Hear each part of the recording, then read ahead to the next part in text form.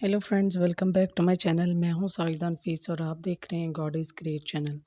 खुदावंद के ज़िंदा जलाली और बाबरकत नाम में आपको मेरा दिली इस्लाम।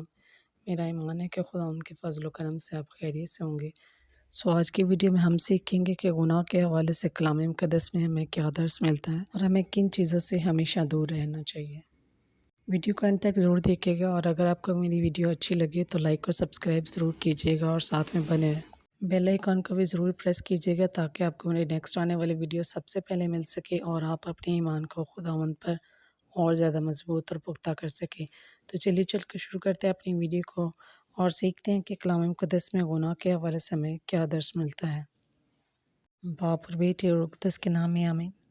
मुक़द्दस यूहन्ना की इंजील उसका 8 बाब उसकी 34 से 36 आयत तक। कलाम मुक़द्दस में कुछ यूँ लिखा है कि यीशु ने उन्हें जवाब दिया,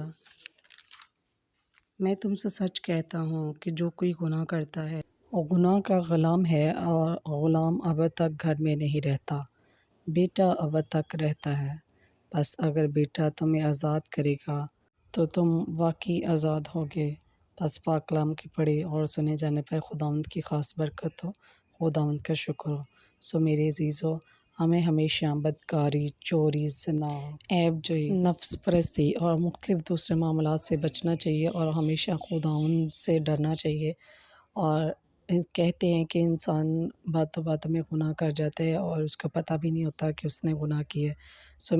मेरे अज़ीज़ों, खुदावंद को पहला दर्जा दीजिए अपनी ज़िंदगी में ताकि खुदावंद आपको बहुत सारी बरक़ात से नवाज़े। अपना और अपने प्यारों का बहुत सारा ख्याल रखिएगा। मिलते हैं किसी और नए टॉपिक के साथ और सीखेंगे कलाम मुक़द्दस में और क्या क्या इरशादात फरमाए गए हैं। टिल देन खुदा हाफ़िज़।